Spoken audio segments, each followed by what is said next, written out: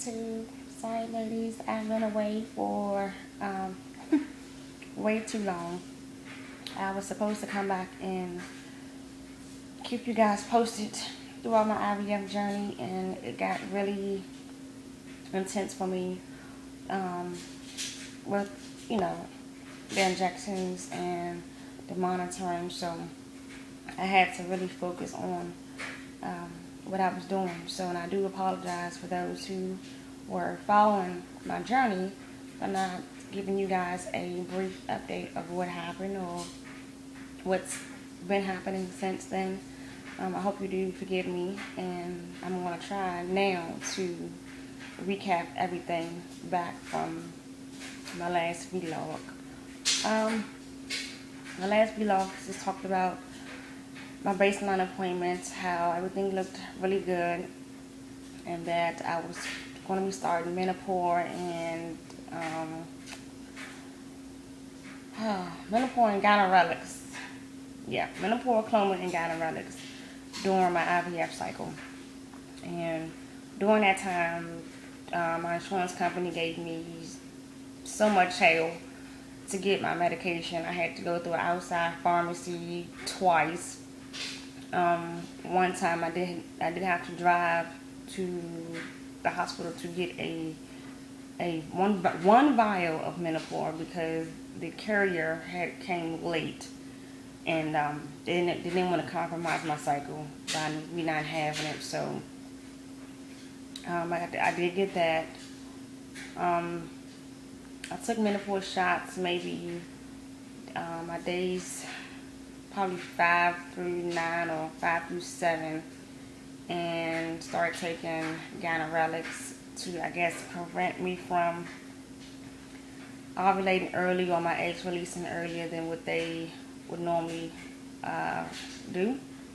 And we went in for our egg retrieval, and that went, I guess, okay. We was able to retrieve 4 eggs, and keep in mind I had a mini IVF, so I only had the minimum of stimulation done. I didn't have Gono F or Boston. I didn't have any of that. So 4 is actually good because normally you get 1 or 2, and I did get 4. We did a 2-day transfer, and I was kind of upset about that for many reasons. One, because the nurse had told me that 2 eggs had fertilized, one fertilized on its own, and the other one had to be egg-seed. So at our egg retrieval, hold on. So at our egg retrieval, they came and showed us this beautiful 4-celled embryo, and they told us that this one would be the one to be placed back into my uterus. And I'm sitting there and I'm like, okay, I was told that 2 fertilized. Where is the other one? Oh God, I'm so sorry. So they said that the other one did not make it, and only 1 fertilized. So the nurse is new. I guess she gave me false information or mixed information. I'm not sure, but that really upset me, because in my heart I'm saying, okay, we at least have 2 embryos to place back, but in the end we only had 1. The doctor, the IVF doctor and the embryologist did not let me see the embryo first hand. They showed us a picture, so we didn't actually see them place it back in. They did give us a chance to look at it through a monitor, and I'm not saying that they, purposely didn't do anything that they were supposed to do, but everyone that I've known that has done IVF, the embryologist and the IVF doctor has let them see their embryo inside of the catheter, and that didn't happen for us. And also at the end, I asked for the picture, and I was told that the clinics do not release them to the patients. And I asked for why, and they said if my phone is ringing, someone keep calling. They said, well, if the cycle fails, they don't want the patient to be depressed or feel down or discouraged. And my thing is, either way it goes, if it goes left or right, if the IVF fails, I'm going to feel depressed anyway, with or without the picture. But to me, I think that I'm entitled to that picture. That came from out of my body and my fiance's body, and this is what we created. Whether it went through or not, I feel as though we should have access or options to say yes, we want the picture, or no, we don't want the picture. The cycle costs thousands of dollars, and the least you can do is give us the picture. I don't understand what would it benefit the clinic to hold on to the picture. But anyhow, make a long story short, we did a day 2 transfer and a 2-week wait. It was okay. I had a lot of things going on. I had swollen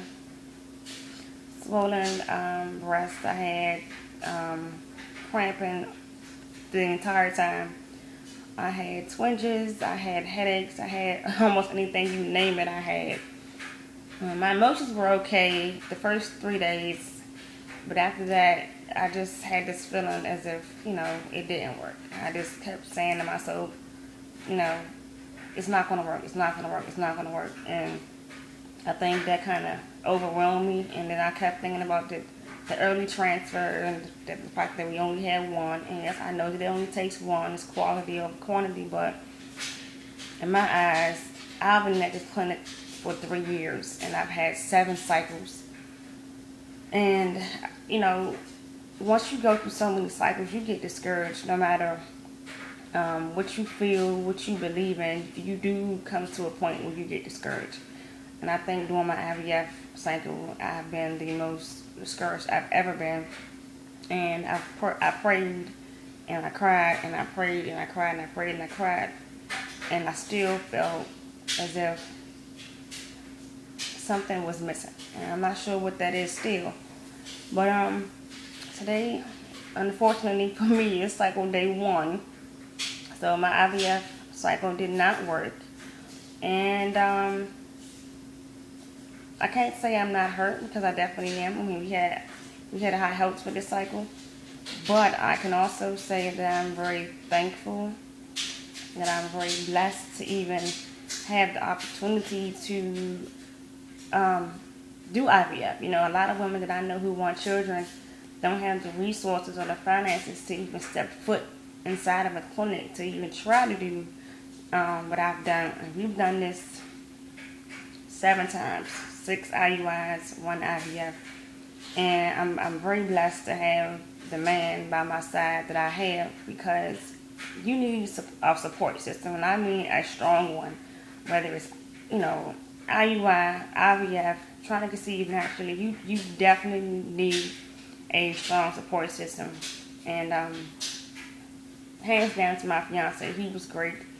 He encouraged me. He, did my injections. He called to check on me. He did so much more than I thought that he would be able to do.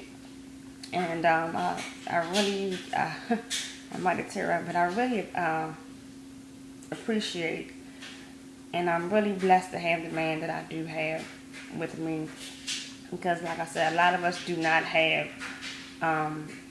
the support system or the finances or the resources to even go through this, and I have all of that. So yes, my IVF did fail, and I am sad about it, but I also am thankful for so many other things that occurred during this cycle.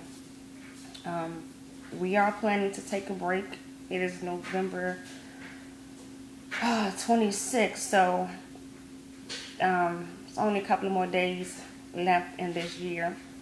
So for the rest of the year, we will be taking a TTC break just to kind of, reconnect and get the life back we had before, monitoring and injections and timing, and, just to focus on him and I right now.